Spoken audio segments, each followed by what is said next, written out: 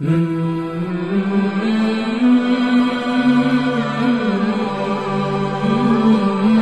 साहब, दूसरा आपका जो सवाल था मिर्ज़ा साहब से कि ये अक्सर अपनी वीडियोस में कहते हैं कि 60 साल तक मेंबरों से सैयदना अली रज़ी अल्लाह तआला अन्हु को गालियाँ निकालेगी, लानत होती रही। उस हवाले से आपने कहा था कि किसी एक सही सनद से ये साबित करें तो टाइम क़यामत तक है। तो जब इनसे ये सवाल हुआ है मिर्ज़ा साहब से, तो पहले नंबर पे तो इन्होंने कहा जी मेरे इस पम्फलेट के अंदर कोई बेसनद रिवायत नहीं है। फिर कहने लगे कि वो जो नोट मैंने लगाए हैं वो नंबरिंग के अंदर तो नहीं आते, जो मैंने हदीसें लगाई हैं उनमें नहीं आते। और फिर आगे कहते हैं कि वो तो इन्हीं लोगों के लिए मैंने नोट लगाए हैं, अकवाल इकट्ठे किए हैं नोट के अंदर, कि जो अपने बुजुर्गों को अल्लाह और उसके रसूल से भी बढ़कर समझते हैं, तो वो इन लोगों के लिए मैंने लगाया हुआ है। बेसनद रवायत नहीं ली जाएगी। आपके करबला रिसर्च पेपर में बेसनद रवायत मौजूद है। कोई बेसनद रवायत नहीं। जरा बताएं कि जो बेसनद रवायत कौन सी हदीस मैंने उसमें बेसनद दी हुई है। जरा जिसका सवाल है वो एक पेपर पे कौन सी हदीस बेसनद दी हुई है बताएं, जिसका सवाल है। कोई नहीं है। रहेगा जो नोट के साथ मैंने मुख्तलिफ लोगों के अखबार लिए हुए वो नंबरिंग में तो नहीं है ना वो हदीस में है। हाँ, चूंकि वो आपके इतने बड़े हैं कि आपको हदीस से आगे वो महबूब है। जलालुद्दीन सयूती का नाम बापा जानी किस तरह लेते हैं? 72 दफा सर की आंखों से हुजूर को देखा। तो मैं जलालुद्दीन सयूती की किताब में ना लिखूं कि उसने लिखा है कि हजरत उमर बिन अब्दुल अजीज के दौर पर हजरत अली पे मेंबरों में लानत होती थी, उन्होंने खत्म करवा के तो इन्नल्लाह यअमुरु बिल अदली वल इहसान वाली आयत नाज़िल की। जिन लोगों को तुम अल्लाह रसूल से भी बड़ा मानते हो, मैं उनकी किताबों के हवाले तुम्हें ना दूं, तुम्हारे लिए, मेरे लिए तो अल्लाह उसका रसूल काफी है। समझिए आपको बात की। ये भी मिर्जा साहब का झूठ है। पहली बात ये है कि ये लिखते हैं कि मैंने ये पंफलेट किन के लिए लिखा है, जो कुरान और हदीस को हुज्जत मानते हैं और ज़ईफ रवायतें, बेसनद झूठी रवायतों से, फितनों से बचने वालों के लिए। तो अब वो कहने लग पड़े हैं मैंने उनके लिए लिखा है जो बाबू को मानते हैं। अब यहाँ 32 मरतबा ये झूठ बोला है। फिर यहाँ लिखा हुआ है कि ये पंफलेट किन के लिए है, जो फितनों से बचने वालों के लिए, जो कुरान और हदीस को हुज्जत मानने वालों के लिए, जो तरीक के फितनों से बचने वालों के लिए, और इसके अंदर लिखा हुआ है।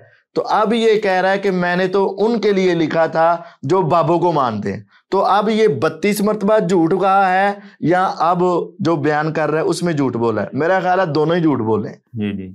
दूसरी बात यह है कि ये मिर्जा साहब का बयान 1 मई को था गालबन, और मिर्जा साहब का 8 जून का नया बयान फिर आ चुका है। नासबी जो है ना, बेसिकली ये धोखेबाज है। इन्होंने अहले सुन्नत का लबादा ओढ़ा हुआ है, नाम कुरान बुखारी मुस्लिम का लेते हैं और मुसलमानों को धोखा देते हैं सुन्नियत के नाम के ऊपर। और दूसरी बात, जितने भी राफजी हैं ये पैदा ही नासबियों की वजह से हुए हैं। अगर बनु उमैया 60 साल तक मेंबरों से हजरत अली पे लानत ना करवाती तो शियाने अली कभी भी राफजी ना होते।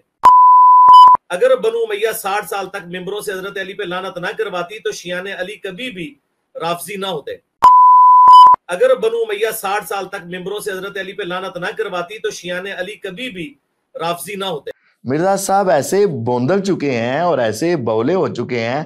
पहले इस किताब में लिख दिया कि ये किताब फितनों से बचने वालों के लिए, कुरान और हदीस को मानने वालों के लिए है, तरीक की झूठी बातों से बचने वालों के लिए, इसमें उसको नकल किया।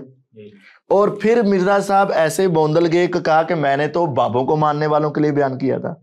और आज फिर 8 जून को मिर्जा साहब ने खुद बयान करते हुए लाइव सेशन में कह दिया, अगर बनु उमैया 60 साल तक मिंबरों पर लानत ना करवाते तो ये शियाने अली राफजी ना बनते।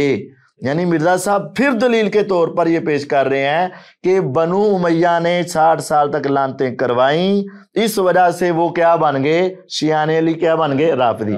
हम फिर मिर्जा साहब को टाइम क़यामत तक देते हैं कि चैलेंज है, तुमने 8 जून को ये बात दोबारा कही है कि बनु उमैया ने क्या 60 साल तक मेंबरों पर लानतें करवाई। जाओ क़यामत तक टाइम है, एक सही सनद पेश कर दो। ایک صحیح سند لیکن نہیں پیش کر سکتے. تو یہ ایسا جھوٹا اور مکار آدمی ہے. یہاں کہہ دیتا ہے فتنوں سے بچنے والوں کے لیے, اپنے سیشن میں جا کے کہہ دیتا ہے میں نے تو بابو کو ماننے والوں کے لیے کہا ہے, اور پھر اگر کہہ دیتا ہے کہ نہیں بنو امیہ نے لعنتیں تو کروائی ہیں, بعد میں اپنی دلیل کے طور پر پیش کر دیتا ہے. اور اس نے پہلے بھی کئی مرتبہ کہا ہے کہ یہ تو بھلا ہو عمر بن عبدالعزیز رحمہ اللہ کا, انہوں نے آ کر یہ کبھی لعنت ختم کروائی تھی, تو اس وقت تو اپنی دلیل کے طور پر پیش کرتا ہوتا ہے. انہوں نے تجدیدی کام کیا ہے. نمبر 1 آل امیہ نے جو دینی بگاڑ پیدا کیا تھا وہ ختم کیا.